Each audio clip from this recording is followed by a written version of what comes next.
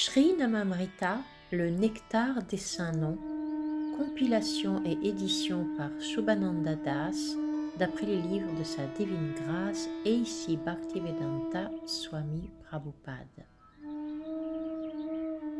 Préface. Le 7 juin 1977, environ 4 mois avant que Srila Prabhupada ne quitte ce monde, je lui ai écrit une longue lettre. Bien que j'ai été son disciple depuis déjà plusieurs années, je ne lui avais écrit qu'une seule fois auparavant, car je me sentais très timide à l'idée de prendre son temps sans nécessité.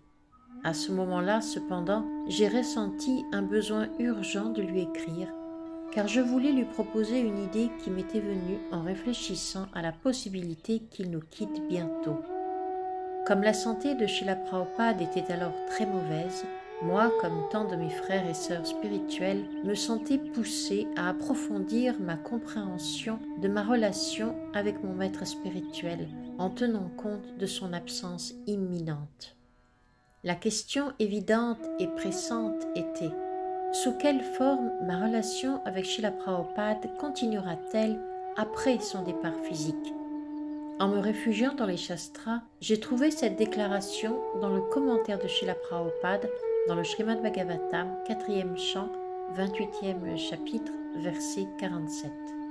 Le disciple et le maître spirituel ne sont jamais séparés, car le maître spirituel reste toujours en compagnie du disciple tant que celui-ci suit strictement ses instructions. C'est ce qu'on appelle l'association par vani, les paroles. La présence physique est appelée vapu. Tant que le maître spirituel est physiquement présent, le disciple doit servir le corps physique du maître spirituel. Et lorsque le maître spirituel n'est plus physiquement présent, le disciple doit servir les instructions du maître spirituel. Je compris alors que si je m'appliquais toujours avec sérieux à suivre ces instructions, je pourrais toujours me sentir vivifié par la présence transcendantale de Srila Prabhupada dans mon cœur. Cette compréhension fut confirmée lorsque je jetai un regard sur la dédicace empreinte de dévotion de Srila Prabhupada envers son propre maître spirituel dans le premier volume du Bhagavatam, où il écrit: à Srila Prabhupada Bhaktisiddhanta Saraswati Goswami Maharaj, mon maître spirituel, il vit à jamais à travers ses instructions divines et son disciple vit avec lui.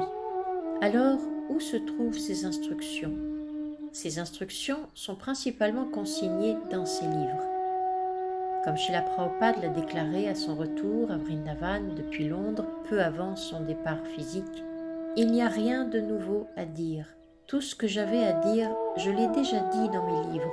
À présent, vous devez tous essayer de le comprendre et de poursuivre vos efforts.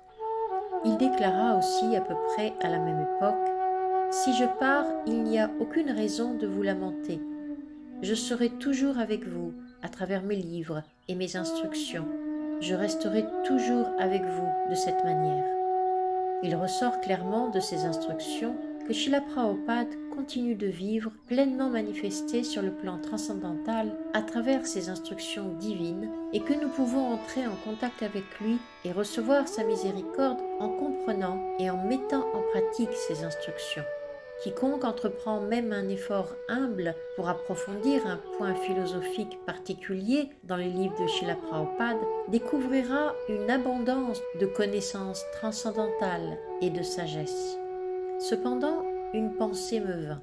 En dehors de la participation aux cours donnés au temple sur le Srimad Bhagavatam et la Bhagavad Gita, peu d'entre nous, pour diverses raisons, entreprennent une étude systématique et approfondie des livres de Srila Prabhupada, même lorsque nous en avons l'opportunité. Je commençai donc à réfléchir à la manière dont les disciples de Srila Prabhupada, ainsi que ses futurs lecteurs, pourraient bénéficier d'un système permettant d'extraire facilement et commodément ces instructions sur des sujets spécifiques à partir de ces livres. Avec cette préoccupation en tête, j'écrivis une lettre à Srila Prabhupada dans laquelle je proposais qu'une compilation complète et systématique de toutes ces instructions tirées de ces livres soit réalisée. Je proposais d'assumer cette tâche difficile, bien que je me sentisse personnellement non qualifié pour cela.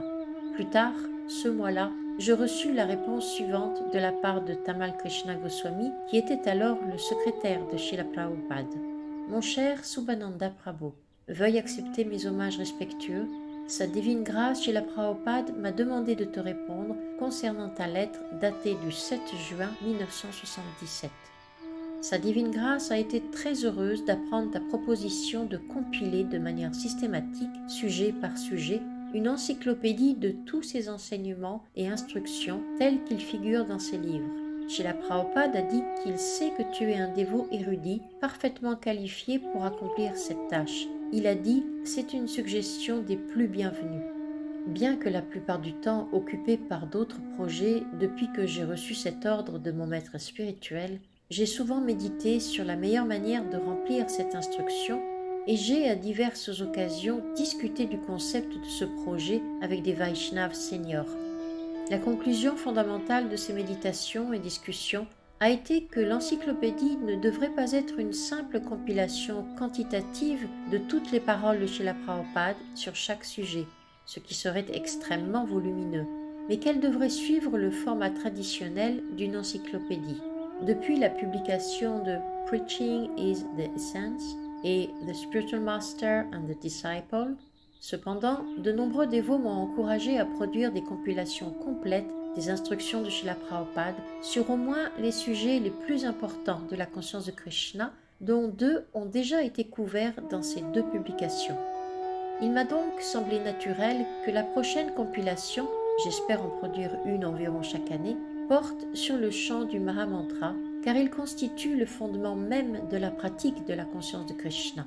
Je présente donc humblement ce livre, Sri Namamrita, le nectar du Saint-Nom, à tous les disciples et petits disciples de Srila Prabhupada. Que nous absorbions tous notre esprit dans ces instructions immortelles avec une attention soutenue et que nous appliquions consciencieusement leurs conclusions dans notre vie spirituelle pratique. En étudiant les instructions de Srila Prabhupada sur ce sujet des plus importants, nous deviendrons pleinement convaincus de l'importance centrale du chant sans offense du Saint-Nom de Krishna dans notre effort vers le progrès spirituel. Sri Namamrita est divisé en 5 parties principales. La première partie révèle que le chant du Saint-Nom, le Mahamantra Hare Krishna, est le Yuga Dharma, la religion principale et universelle pour cet âge de Kali. La deuxième partie expose les attributs merveilleux et transcendantaux du Saint-Nom ainsi que ses effets. La troisième partie offre une grande variété d'instructions pratiques sur la manière de chanter le Saint-Nom. La quatrième partie traite de la nécessité de propager le Saint-Nom dans l'ensemble de la société humaine. Enfin, la cinquième partie présente diverses instructions importantes sur le Saint-Nom qui ne figurent pas dans les 4 premières sections. À quelques exceptions près, je n'ai pas inclus de références générales au Sankirtan qui ne font pas spécifiquement mention du Nama Sankirtan, le chant collectif du Saint-Nom. J'ai également décidé de ne pas inclure dans ce livre les nombreux récits descriptifs du chant du Saint-Nom dans le Chaitanya Lila, tels qu'on les trouve dans le Sri Chaitanya Charitamrita. Ces descriptions peuvent être retrouvées assez facilement à l'aide des index des différents volumes du Sri Chaitanya Charitamrita. J'ai donc choisi de limiter cette compilation à des instructions spécifiques concernant le Saint-Nom en tant que tel. À la fin du livre, on trouvera 2 annexes utiles. La première est une collection de chants composés par Srila Bhaktivinoda Thakur, Srila Narottam Das Thakur et Lochan Das Thakur, glorifiant le Saint-Nom. La deuxième annexe présente plus de 60 des versets les plus importants issus de la littérature védique et vaishnave glorifiant le Saint-Nom. Quelques mots d'explication s'imposent ici concernant le système de compilation et d'organisation utilisé dans ce livre ainsi que sur certaines innovations. Plutôt que d'inclure les translittérations sanskrites ou bengali pour chaque verset cité, seules les translittérations des versets les plus importants, ceux inclus dans l'annexe 2, sont fournies. Les translittérations des autres versets peuvent être retrouvées dans les livres de Srila Prabhupada.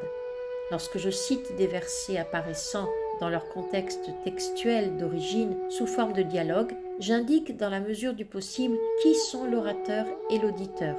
De plus, comme c'est souvent le cas dans le Sri Chaitanya Charitamrita, lorsqu'un verset scripturaire traditionnel est cité dans un échange, par exemple entre le Seigneur Chaitanya et Rupa Goswami, seuls l'orateur et l'auditeur d'origine sont indiqués.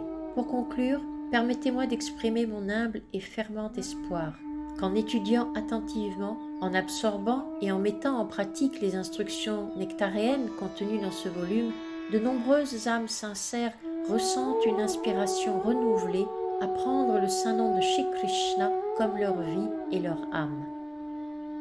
Subhananda Das.